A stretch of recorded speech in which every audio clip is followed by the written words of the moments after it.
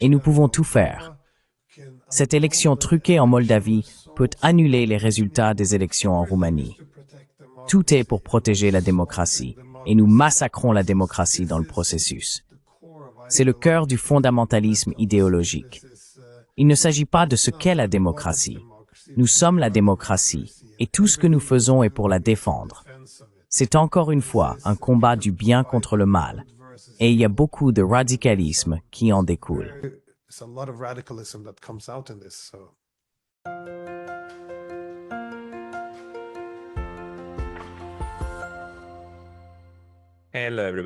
Bonjour à tous, ici Pascal des études de neutralité.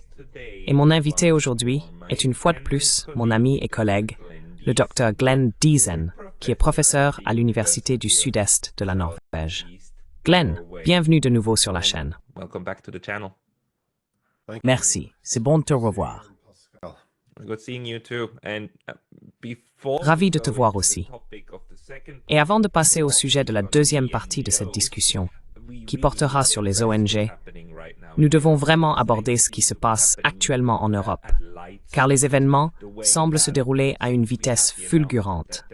Depuis l'annonce d'un appel téléphonique entre Vladimir Poutine et Donald Trump lors de la conférence de sécurité de Munich, J.D. Vance a prononcé un grand discours et a réprimandé les Européens pour être très antidémocratiques, choquant tout le monde sur place. De nouvelles annonces indiquent que M. Lavrov et M. Rubio ont effectivement eu une discussion lors de cette réunion et qu'une rencontre est maintenant en préparation entre Trump et Poutine en Arabie Saoudite et que les Américains ont l'intention de faire quelque chose que les gens de cette chaîne disent depuis 2 ans, à savoir que les Américains et les Russes peuvent conclure une paix et l'imposer au reste. Et cela semble être la direction que prennent les choses. Et les Européens sont furieux. Glenn, que penses-tu de la situation?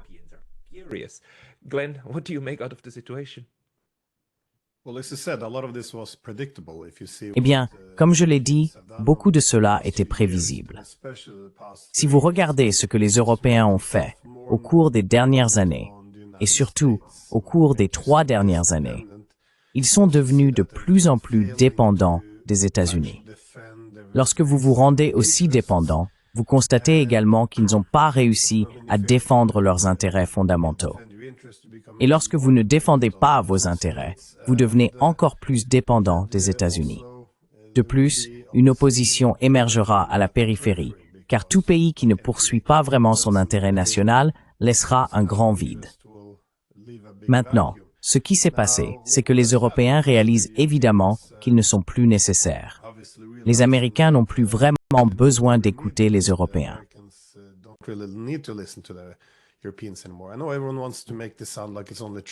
Je sais que tout le monde veut faire croire que c'est uniquement Trump, mais gardez à l'esprit qu'il y a eu Biden qui a fait exploser le gazoduc Nord Stream, et c'est lui qui a poussé cette loi sur la réduction de l'inflation, ce qui a amené beaucoup d'industries allemandes à déménager aux États-Unis, et rien n'a jamais été dit en Europe. Donc en effet, le premier réflexe est toujours de trouver des excuses pour cela. Je pense donc que cela dure depuis longtemps. Alors maintenant, bien sûr, au lieu d'être récompensés pour leur soumission, nous voyons que les Américains peuvent effectivement dicter les conditions. Et bien sûr, ils viennent aussi en Europe et expriment un certain mépris pour la façon dont l'opposition politique est traitée ici. Et je sais qu'il y a beaucoup d'opposition à ce que Vance a dit, mais si vous lisez les journaux, c'est assez intéressant d'apprendre ce que les journalistes veulent que vous pensiez.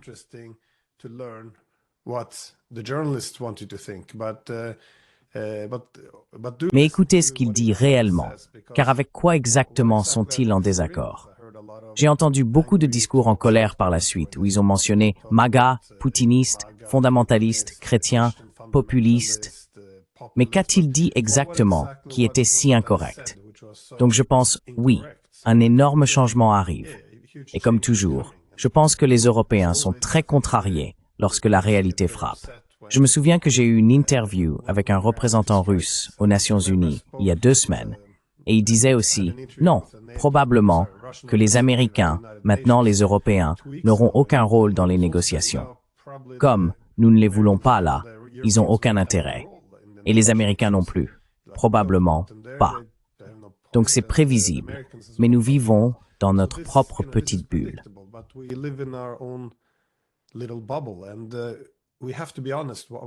Et nous devons être honnêtes. Pourquoi les Européens seraient-ils inclus? Ils ont fait des demandes extravagantes qui ne sont en aucun cas sérieuses. De plus, pendant 3 ans, ils ont rejeté même la diplomatie de base. Oubliez les négociations.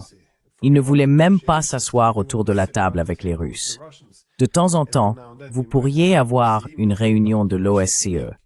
Mais quand les Russes parlent, les Européens se lèvent et quittent la salle dans une sorte de démonstration de leur merveilleuse vertu. Donc ils n'y croyaient pas. De plus, maintenant, ils indiquent même qu'ils n'aiment pas ces négociations. Ils ont ce mantra selon lequel l'Ukraine déterminera tout, mais cela ne reflète pas du tout la réalité. Et ils n'ont aucune alternative. Ils s'opposent simplement à cela.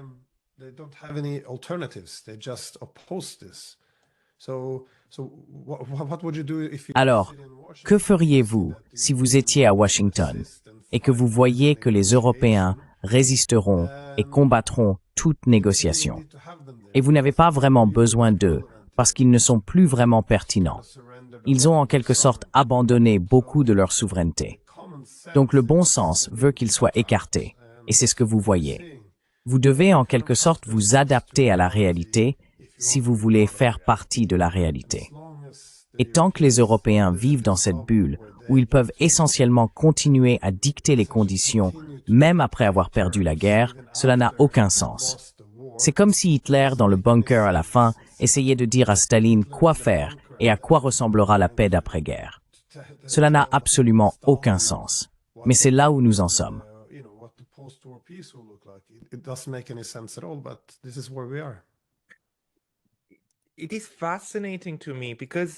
C'est fascinant pour moi, parce que cela montre que les personnes au pouvoir, les personnes actuellement à la conférence de sécurité de Munich et qui y parlent, croient réellement à cette fiction. Je me demandais cela depuis 3 ans. Croient-ils au récit qu'ils créent, ou disent-ils sciemment des contre-vérités qu'ils utilisent simplement parce qu'elles sont pratiques? Mais il semble qu'ils y croient réellement, ou qu'ils sont maintenant tellement enfermés dans ce qu'ils ont dit, qu'ils ont créé un ensemble de principes pour eux-mêmes dont ils ne peuvent sortir. Mais c'est juste de la logique de base, n'est-ce pas? Vous choisissez le chemin le plus facile ou celui avec le moins de résistance pour atteindre ce que vous voulez. Et si ce que les États-Unis veulent atteindre, c'est sortir de la guerre en Ukraine, alors vous ne passez pas par les Européens. Donc, au lieu de traiter avec, disons, 25 ou 30 États, vous traitez avec l'hôte principal. 25, 30 states, you deal with the main other, and I usually say if you make yourself into a poodle, don't want. Je dis souvent, si vous vous transformez en caniche, ne soyez pas surpris que les gens vous traitent comme un caniche. Et c'est le rôle des Européens, tous en ce moment, y compris le Royaume-Uni. Cette incapacité actuelle de l'Europe à comprendre sa propre position et à se voir de l'extérieur, car les Chinois le voient aussi, les Indiens le voient aussi, le Sud global le voit, et ils ont même dit quelque chose à ce sujet.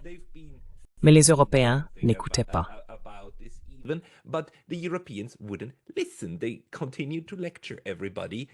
Ils continuent de faire la leçon à tout le monde sur ce qui se passe, sans comprendre qu'ils sont ceux capturés dans une idéologie vraiment étrange qui les éloigne beaucoup de la réalité. Cette guerre ramène maintenant la dure réalité que la Russie a été systématiquement sous-estimée. La Russie est capable de bien plus que ce que même nos médias et notre leadership nous ont dit.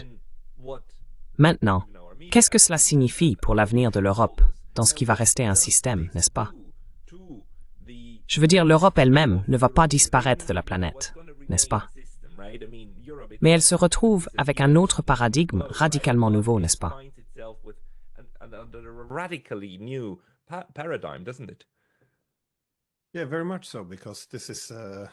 Oui, tout à fait, car c'est le dénouement de cet Occident politique que nous avons vu non seulement pendant la guerre froide, mais aussi après.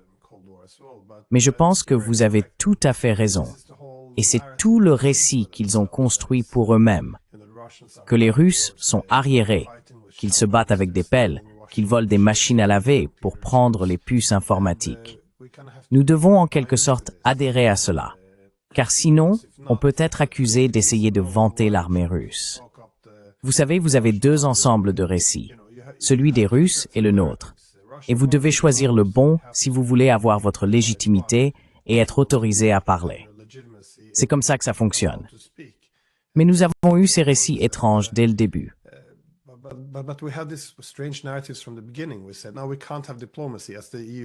Nous avons dit, non, nous ne pouvons pas avoir de diplomatie. Comme le dit le chef de la politique étrangère de l'UE, Joseph Borrell, je ne parle pas aux criminels de guerre. Et Poutine est un criminel de guerre, donc je ne leur parle pas. D'accord, eh bien vous savez, c'est le principal diplomate.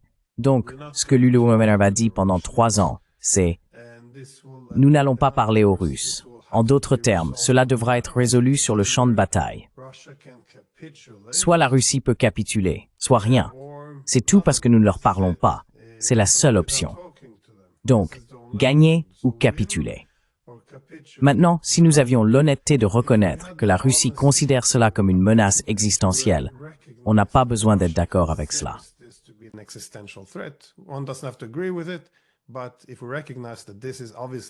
Mais si nous reconnaissons que c'est évidemment très authentique, ils voient cela comme une menace pour leur survie, et vous les mettez maintenant dans une position où nous ne leur parlerons pas. Et nous disons que nous combattrons cela jusqu'à la fin, soit capituler, soit gagner. Maintenant, bien sûr, ils vont se battre, mais nous ne pouvons même pas reconnaître qu'ils savent se battre parce qu'ils sont tellement arriérés, disons-nous. C'est une semaine. La semaine suivante, bien sûr, ils sont tout-puissants. Mais nous avons ce récit fou que tout le monde doit suivre. Et même quand nous parlons de paix, nous nous habituons un peu aux mêmes idées encore et encore, à savoir que, eh bien, nous devons envoyer plus d'armes à l'Ukraine.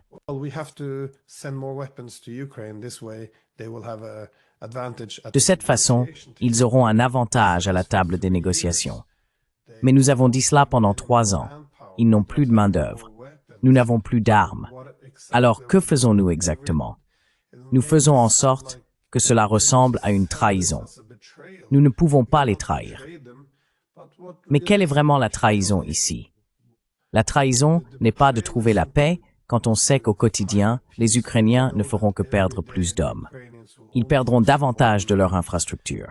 Ils perdront plus de leur territoire. Et pourtant, nous refusons même de parler avec les Russes.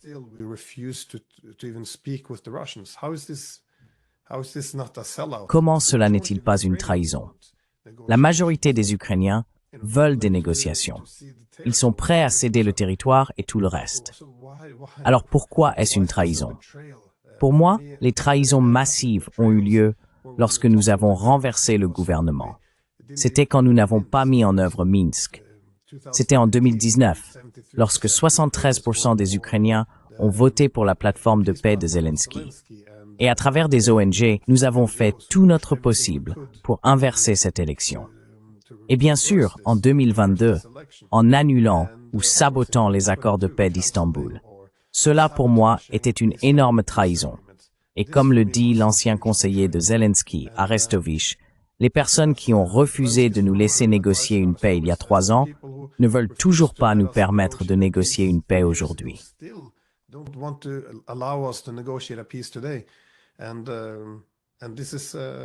Et c'est oui, maintenant en s'éloignant de cela, nous appelons cela une trahison. Pour moi, c'est juste très fou. Souvent, nous avons besoin d'étrangers pour comprendre dans quelle bulle nous sommes entrés. Parce que je me souviens que les Français ont beaucoup dérouté les Chinois.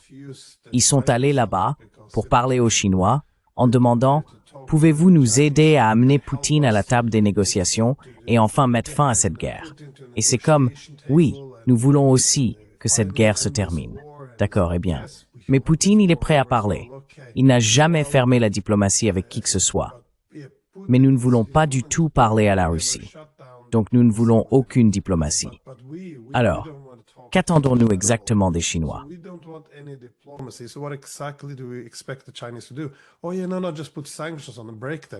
Oh oui, non, non, il suffit de leur imposer des sanctions, de les briser. Oui, encore une fois, nous voulons vaincre les Russes. Ce ne sont pas des négociations. Nous avons ces sommets de paix, comme celui que nous avons eu en Suisse où nous disons « Oh, nous avons un sommet de paix. Ils sont merveilleux. Comment apporter la paix ?» Et nous n'invitons pas la Russie. Nous ne parlons pas de leurs intérêts en matière de sécurité. Au lieu de cela, nous avons des personnes comme le président polonais qui parlent de diviser le pays en 200 morceaux. Et ils disent ouvertement que l'objectif est de mobiliser la communauté internationale contre la Russie. Quelle partie de cela est un sommet de paix? Encore une fois, nous avons créé ces bulles vraiment absurdes. Mais tout le monde devait l'accepter. Sinon, oui, vous pouvez être écarté.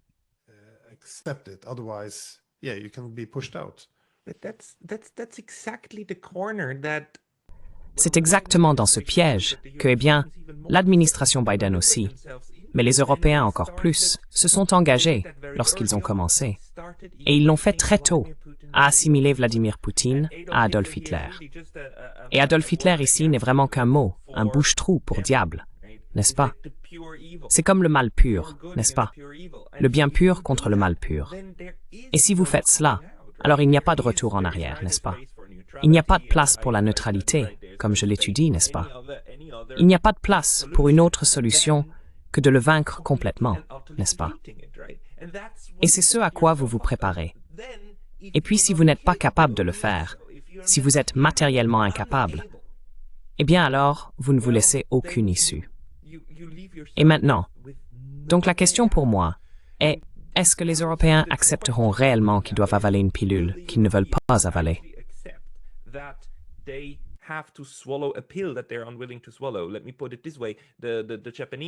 Permettez-moi de le dire ainsi.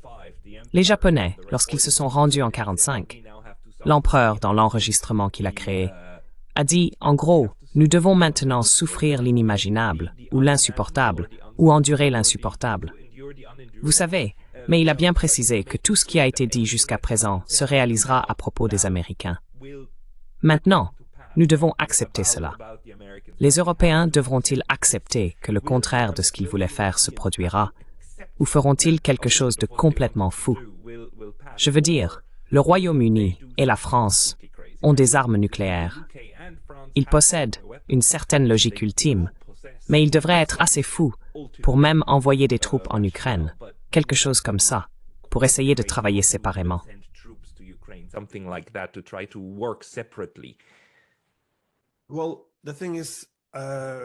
Eh bien, le problème, c'est que la folie provient de nombreuses raisons.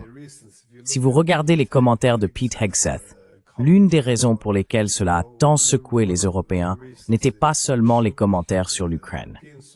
Maintenant, la question ukrainienne était importante.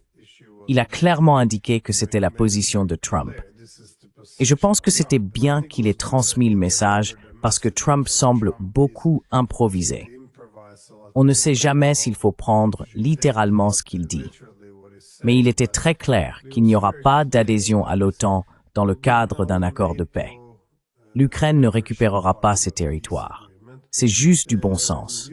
Ils peuvent perdre des centaines de milliers de personnes de plus en essayant, mais cela ne changera rien. Ils ne vont pas récupérer cela. Et troisièmement, les États-Unis ne feront pas partie de garanties de sécurité. Nous talas onsuswartsbin guerre.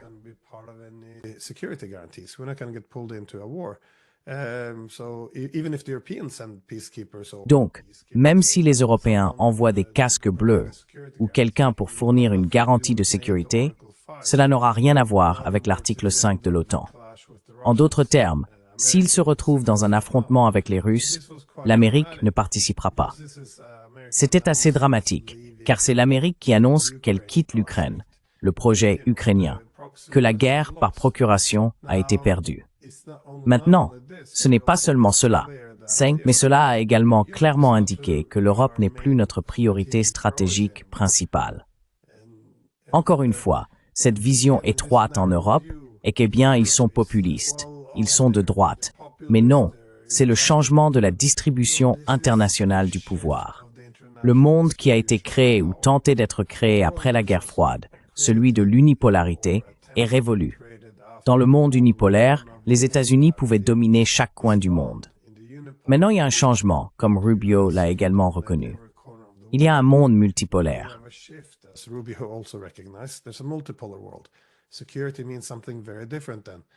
La sécurité signifie quelque chose de très différent alors. Et comme ils le reconnaissent, si vous allez essayer d'être un État unipolaire, en maintenant toutes les autres puissances rivales, alors elles vont toutes se rassembler et vous équilibrer collectivement. C'est ce qui les inquiète à Washington, que les Russes travaillent avec les Chinois, les Iraniens, tout le monde pour équilibrer collectivement les États-Unis, non seulement militairement, mais aussi économiquement. Donc le principe même de la façon dont nous conceptualisons la sécurité dans un système unipolaire est que chaque État doit reconnaître que les États-Unis sont si puissants qu'ils ne peuvent même pas imaginer, qu'ils ne peuvent même pas aspirer à les défier. C'est la sécurité sous l'unipolarité. Vous n'avez pas à prendre en considération ce que pensent les Russes ou les Chinois tant qu'ils savent qu'ils ne pourront jamais défier les États-Unis.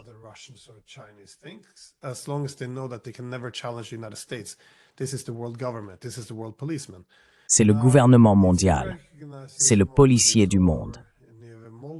Maintenant, si vous reconnaissez que ce moment est terminé et que vous avez un système multipolaire, vous devez reconnaître la manière traditionnelle de considérer la sécurité, qui est celle de la sécurité indivisible.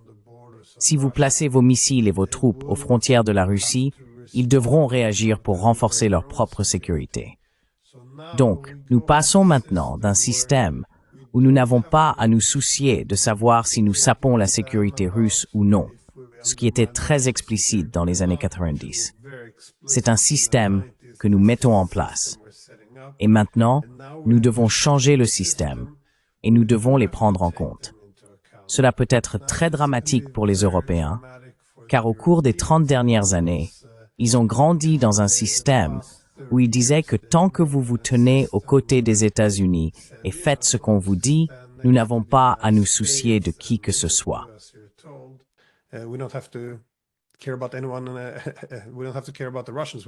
Nous n'avons pas à nous soucier des Russes. Nous pouvons créer une Europe où le plus grand pays d'Europe n'a aucun mot à dire, et c'est une chose normale. Et tout cela est en train de s'effondrer. Il doit donc y avoir une reconnaissance de ce qui se passe dans le système international, comme la montée de l'Est, par exemple, et le déclin relatif de l'Ouest, en particulier de l'Europe. Cela va changer la façon dont le monde fonctionne. Vous n'êtes pas obligé d'aimer cela, mais vous ne pouvez pas simplement vous retirer dans cette bulle où chaque fois que vous avez une opposition, c'est parce que quelqu'un déteste la démocratie ou que quelqu'un est malveillant. Et je pense que c'est un problème clé. Encore une fois, tout est un combat entre le bien et le mal. Et je sais aussi que c'est très unique à l'Europe, mais pour de très bonnes raisons, sur lesquelles nous pouvons revenir.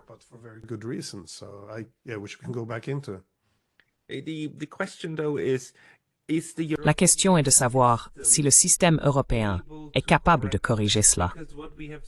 Parce que ce que nous avons vu aux États-Unis, c'est en fait ce changement qui arrive et cette prise de conscience que non, nous ne pouvons pas faire cela, non, ce n'est pas dans notre intérêt, est en réalité démocratique. Parce que Trump a gagné sur la plateforme de la paix et il met cela en œuvre à son crédit. Et c'est un changement qui est venu de ce système démocratique, n'est-ce pas? C'est comme, d'accord, nous ne pouvons pas faire cela. Nous avons changé le sommet. Le sommet change maintenant la politique et reconnaît toutes ces contraintes sur lesquelles les États-Unis fonctionnent, tandis que l'Europe prétend encore que les États-Unis fonctionnent avec des ressources illimitées, ce qui est tellement dramatique.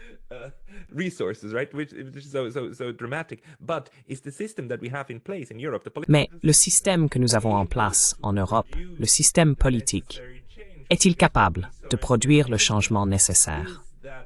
Parce que ce que nous avons vu en Roumanie, c'est qu'au moment où une personne qui reconnaîtrait ces contraintes est sur le point d'accéder au pouvoir, le système s'effondre en fait et l'élimine, n'est-ce pas?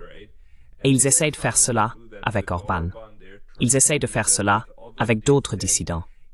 L'Europe essaie de se débarrasser de la dissidence à la bulle épistémique. Quel est votre avis? Epistemic bubble. What is your take? Eh bien, je pense que la principale faiblesse, si vous voulez comprendre pourquoi les Européens sont incapables de s'adapter à la réalité, et aussi pourquoi ils ne vont pas pouvoir accepter ce qui se passe et changer les politiques, c'est parce que, comme vous l'avez dit auparavant, combien y a-t-il maintenant? 27 États membres de l'UHammerBorrell. Je perds parfois le compte. Quoi qu'il en soit, comment obtenir un consensus? Comment faire en sorte que tout le monde soit d'accord sur les mêmes idées? Bien sûr, vous pouvez marginaliser l'opposition politique, ce qui est l'une des faiblesses de l'Allemagne, où Angela Merkel a simplement écarté l'opposition jusqu'à la périphérie, ceux qui ne sont pas considérés comme acceptables, qui ne se conforment pas. Mais c'est quelque chose de beaucoup plus profond. Chaque fois que les Européens disent « Vous savez, qu'est-ce qui nous unit ?»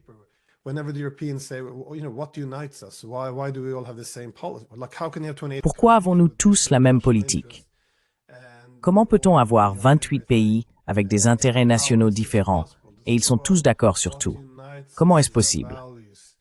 Ils disent, eh bien, ce qui nous unit, ce sont nos valeurs. Et cela semble, vous savez, merveilleux. Nous ne sommes pas unis par des intérêts, mais par des valeurs. Mais le problème ici est que cela crée des pièges rhétoriques. Je veux dire, comment? Et nous avons déjà vu cela dans les années 1990, lorsqu'ils voulaient élargir l'Union européenne. Comment pouvez-vous faire en sorte que tout le monde soit d'accord là-dessus? Parce que, évidemment, les Français, par exemple, n'étaient pas si enthousiastes à l'idée de le faire. Mais ce que vous faites, c'est que vous encadrez une question comme un ensemble de valeurs. Donc le projet européen consiste à renforcer la démocratie et la liberté. Tout le monde est-il pour la promotion de la démocratie et de la liberté? Oui. D'accord.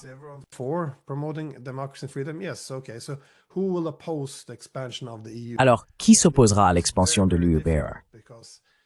Ça devient très très difficile, parce que maintenant vous dites, eh bien, élargir l'UNR est impossible. C'est une vertu. C'est un mouvement pour le bien. C'est la moralité. Donc si vous vous y opposez, c'est mal. C'est presque maléfique. Vous prenez toute cette complexité de ce que cela signifie réellement d'élargir ce bloc économique. Non seulement vous éliminez toute la complexité, mais aussi la capacité à atténuer certains des problèmes possibles qui surviendraient. Et beaucoup de problèmes se sont produits. Ensuite, vous en faites une question de bien contre mal. Nous avons tendance à faire cela en Europe maintenant avec à peu près tout. Tout est un cadrage moral. Tout est toujours une question de démocratie ou de mal. Donc si vous parlez de paix en Ukraine, comme mettre fin à la guerre, que font les Européens? Discutent-ils? Vous savez, quelles sont les alternatives?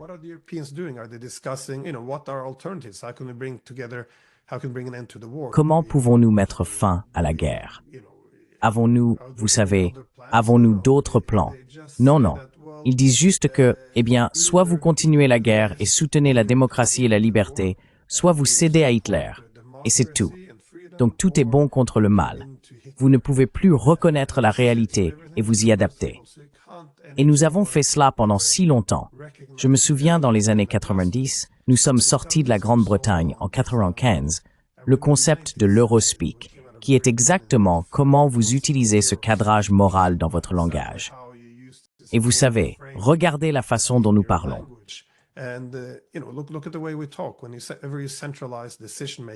Chaque fois que vous centralisez la prise de décision des parlements élus vers Bruxelles, ils disent « Oh, c'est l'intégration européenne, c'est toujours plus d'Europe, c'est une union toujours plus étroite. » Et chaque fois que des États qui ne font même pas partie de l'UNMRO doivent commencer à adhérer à la gouvernance externe, c'est-à-dire aux règles de l'Union européenne, ils disent « Oh, ils font le choix européen », ils confirment la perspective européenne.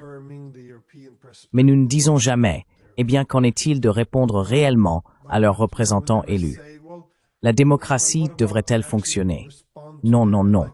Ils doivent montrer leurs valeurs partagées et leurs perspectives européennes. Donc nous ne parlons jamais de la réalité. Nous n'avons que ce langage. Nous disons « Oh, c'est une bonne chose, c'est une mauvaise chose ». Et vous avez cette division binaire.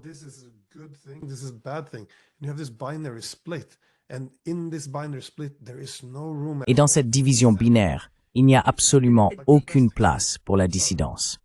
Le meilleur exemple est Viktor Orban quand il a dit « Écoutez, c'est insensé. Nous allons en guerre, menant une guerre par procuration contre la Russie. Nous ne pouvons pas gagner cela, et nous détruisons l'Ukraine au milieu. C'est très immoral. Parlons au moins avec l'Ukraine et la Russie pour voir quel aspect il y a pour la paix. Vous savez, vous trahissez la démocratie. Vous êtes un populiste. Vous ne vous souciez pas des droits de l'homme. Vous tournez le dos aux rêves européens. C'est le langage que nous avons.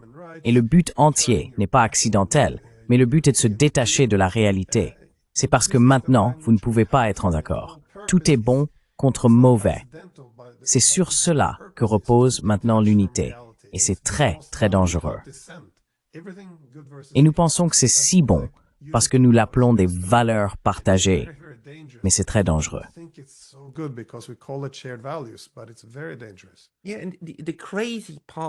Oui, et la partie folle de ce moment, et c'est vraiment difficile à comprendre, mais une fois que vous le voyez, c'est impossible de ne pas le voir.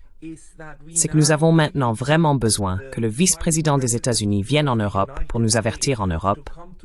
Les gars, réveillez-vous, vous sapez exactement ce dont vous criez à plein poumon. Si vous ne vous inquiétez pas des élections en Roumanie qui sont annulées à cause d'une rumeur parce que le mauvais candidat a gagné, et que vous êtes content de cela, si vous pensez à commencer à interdire des partis politiques importants en Allemagne, alors vous êtes sur la mauvaise voie.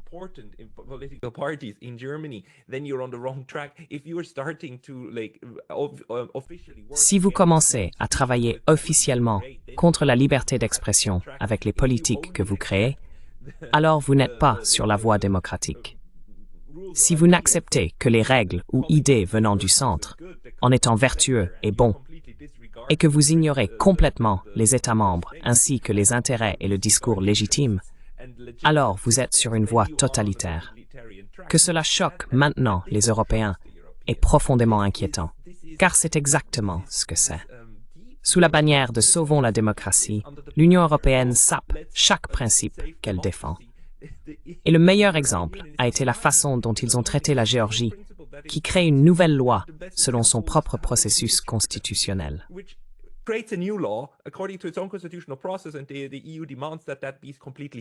Et l'UMM exige que cela soit complètement abandonné, n'est-ce pas? Parce que l'UMM le dit. Ils ont décidé de ne pas élire des partis qui veulent rejoindre l'Europe, qui veulent adhérer immédiatement, qui veulent aller dans l'UMM et qui veulent immédiatement rejoindre l'OTAN. Et on leur dit que c'est une élection pro-russe. Chaque pays ayant le choix de choisir l'Union européenne signifie, pour l'UMM en ce moment, vous devez choisir celle-ci. Vous devez mettre en œuvre nos politiques, sinon nous ne considérons pas vos choix comme réels. C'est donc un état d'esprit très très totalitaire en fait, sous lequel ces gens opèrent, n'est-ce pas?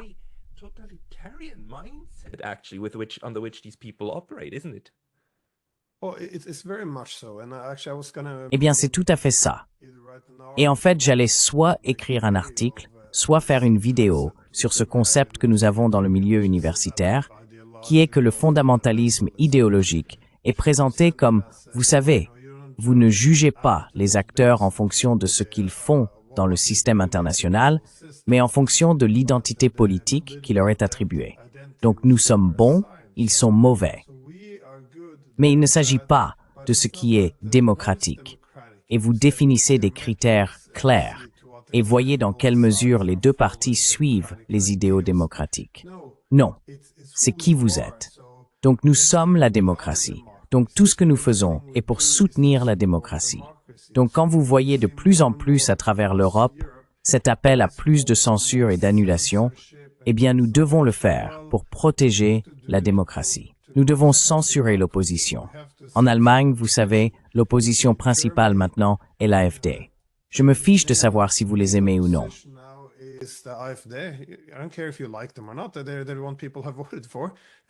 Ce sont eux que les gens ont élus. Et donc, eh bien, nous n'aimons pas ça. Ils sont une menace pour la démocratie. Alors, pour protéger la démocratie, nous pourrions devoir interdire le principal parti d'opposition. Les médias en parlent, le gouvernement en parle, et ce sont certaines des choses qui suscitent des inquiétudes aux États-Unis. Et encore une fois, si vous avez des gouvernements élus, que ce soit en Slovaquie ou en Hongrie, qui parlent de paix, ils sont également élus. Alors c'est tout, vous savez, c'est de la capitulation. Ce sont maintenant les hommes de Poutine. Et c'était aussi toute l'idée derrière les révolutions de couleur. Les gens ont élu des démocraties. Ils ont voté pour le gouvernement. Mais nous soutiendrons la société civile que nous préférons. Parce que vous savez, ce n'est pas pour qui vous votez.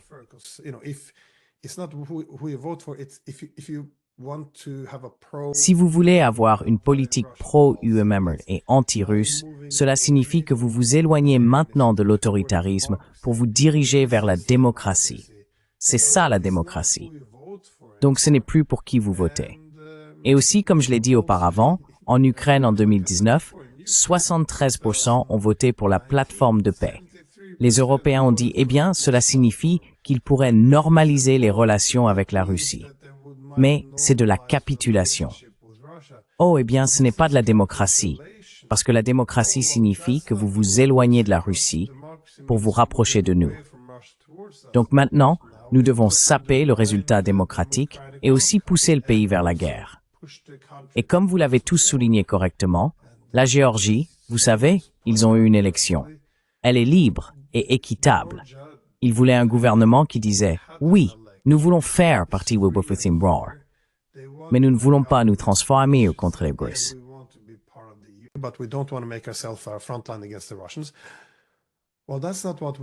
D'accord.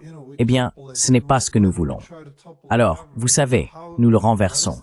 Et quand nous essayons de renverser le gouvernement, quel est le langage? Oh, c'est pour protéger la démocratie. Parce que si vous commencez à essayer de faire la paix avec la Russie, eh bien alors vous ne choisissez pas clairement la liberté, qui est l'UMM, contre l'autoritaire, qui est la Russie. Et nous pouvons tout faire. Cette élection truquée en Moldavie peut annuler les résultats des élections en Roumanie. Tout est pour protéger la démocratie, et nous massacrons la démocratie dans le processus. C'est le cœur du fondamentalisme idéologique. Ce n'est pas ce qu'est la démocratie. Nous sommes la démocratie, et tout ce que nous faisons est en sa défense. C'est encore une fois un combat du bien contre le mal, et il y a beaucoup de radicalisme qui en ressort.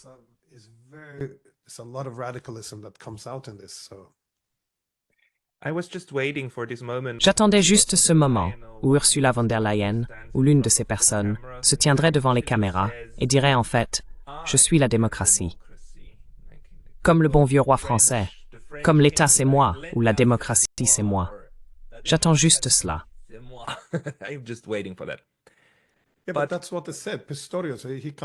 Oui, mais c'est ce qu'ils ont dit.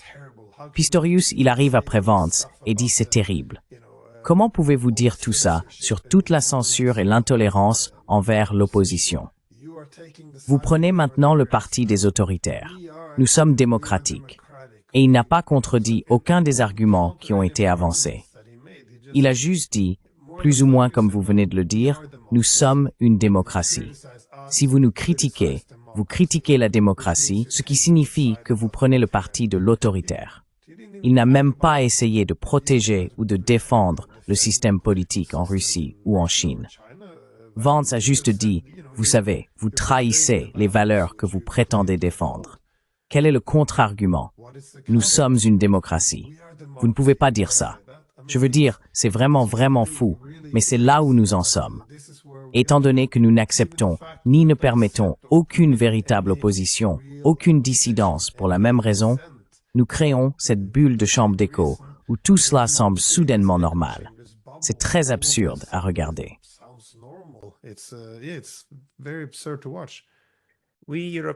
Nous, Européens, avons besoin à ce stade de l'aide de quelqu'un pour nous sauver de nous-mêmes, du moins intellectuellement, afin que nous puissions recommencer à voir cela clairement.